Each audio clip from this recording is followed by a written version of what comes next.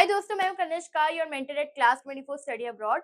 अगर आप 2026 में ऑस्ट्रेलिया में पढ़ाई करने का सोच रहे हो तो ये वीडियो आपके लिए परफेक्ट है। इसको एंड तक देखना मत भूलना।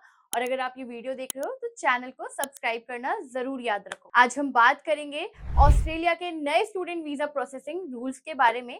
ये अपडेट्स आपके वीजा अप्रूवल प्रोसेस को काफी इफेक्ट कर सकते हैं। तो चलिए डिटेल में जानते हैं कि आपको किस चीज का ध्यान रखना होगा जब आप ऑस्ट्रेलिया में पढ़ाई करने का प्लान कर रहे हो। तो सबसे पहले ऑस्ट्रेलिया अपने स्टूडेंट वीजा प्रोसेसिंग सिस्टम को अपडेट कर रहा है। पहले अगर किसी भी यूनिवर्सिटी ने अपनी एलोकेटेड प्लेसेस को 18% भर लिया था तो उस यूनिवर्सिटी को एक स्लोअर वीजा प्रोसेसिंग लेन में डाल दिया जाता था। लेकिन अब कुछ यूनिवर्सिटीज को एक न्यू और स्लो प्रोसेसिंग लेन में डाल दिया जा सकता है अगर वो अपनी कोटास को एक्सीड कर देते हैं। इसका मतलब ये है कि अगर आप किसी ऐसी यूनिवर्सिटी में अप्लाई कर रहे हैं जहां ऑलरेडी ओवर एनरोलमेंट हो चुकी है तो आपको वीजा प्रोसेस होने में ज्यादा टाइम लग सकता है।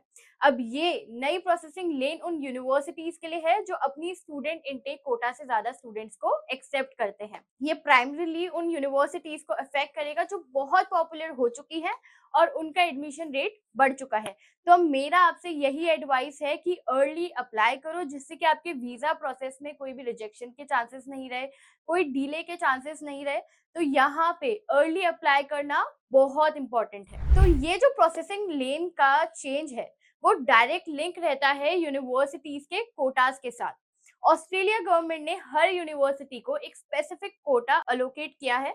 For example, university of Sydney को 11,000 से 12,000 इंटरनेशनल स्टूडेंट्स की कोटा दी गई है, जबकि यहीं पे यूनिवर्सिटी ऑफ मेलबर्न को 10,500 के स्पॉट्स दिए गए हैं। अगर कोई यूनिवर्सिटी अपने कोटा को एक्सीड कर देती है उसे वीजा प्रोसेसिंग में डिले हो सकता है। अगर आप किसी ऐसी यूनिवर्सिटी में अप्लाई कर रहे हो जहां ऑलरेडी ओवर एनरोलमेंट हो चुकी है तो आपको थोड़ा ज्यादा वेट करना पड़ सकता है। ये थोड़ा कंफ्यूजिंग हो सकता है, लेकिन इसका सिंपल मीनिंग यही है कि अगर आप सेलेक्ट करते हो उन यूनिवर्सिटीज को जहां पे ऑलरेडी कोटास कम है तो आपको अर्ली अप्लाई करना होगा, क्योंकि ये फैक्टर्स आपके लिए काफी इंपॉर्टेंट है। अगर आप ऑस्ट्रेलिया में प्लान कर रहे हो अप्लाई करना तो इसको ध्यान में रखना बहुत इंपॉर्टेंट है। ये अपडेट्स जो है ये रीजनल और मेट्रोपॉलिटन यूनिवर्सिटीज के लिए थोड़े से डिफरेंट है।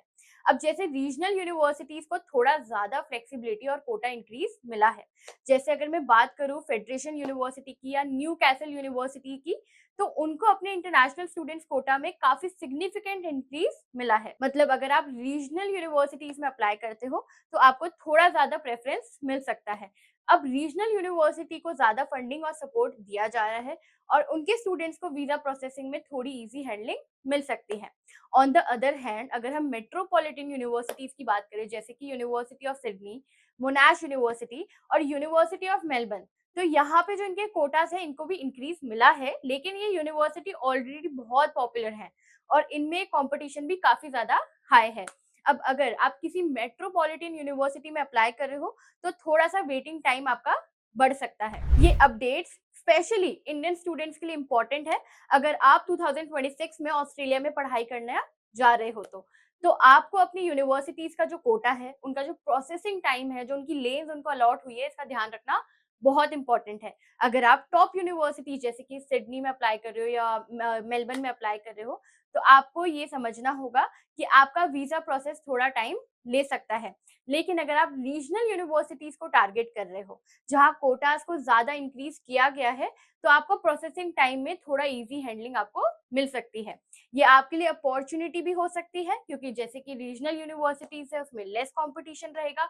अब यहाँ पे आपको वीजा अप्रूवल भी जो है वो थोड़ा फास्ट मिल सकता है। तो ये था ऑस्ट्रेलिया के नए स्टूडेंट वीजा प्रोसेसिंग रूल्स का डिटेल्ड ओवरव्यू। अगर आप 2026 में ऑस्ट्रेलिया में पढ़ाई के लिए अप्लाई कर रहे हैं तो इन अपडेट्स को अपनी प्लानिंग में इंक्लूड करना बहुत जरूरी है। अगर आपको कोई भी डाउट हो तो आप मुझसे कमेंट सेक्शन में पूछ सकते हो अपने क्वेश्चंस। और अगर आपको एक्सपर्ट काउंसलिंग की नीड है, अगर आप अप्लाई करने का सोच रहे हो, एप्लीकेशन में चाहिए, चाहे फैब इनटेक के लिए या जुलाई इनटेक के लिए, तो आप हमारे काउंसलर्स को कॉन्टैक्ट कर सकते हो। वो आपको हेल्प करेंगे आपकी एप्लीकेशन में, यूनिवर्सिटी शॉर्टलिस्टिंग में, कोर्स शॉर्टलिस्टिंग में, वीज़ा प्रोसेस में, अकोमोडेशन असिस्टेंस में, स्कॉलरशिप्स में हेल्प करेंगे। अगर आप लोन लेना चाहते हो तो वहाँ पे भी आपको हेल्प करेंगे। इंग्लिश प्रोफिशिएंसी टेस्ट में अगर आपको हेल्प चाहिए तो वहाँ पे भी हमारे एक्सपर्ट एजुकेटर्स हैं जो आपको हेल्प करेंगे for the live online classes. अब इसी के साथ हम मिलते हैं अगली वीडियो में।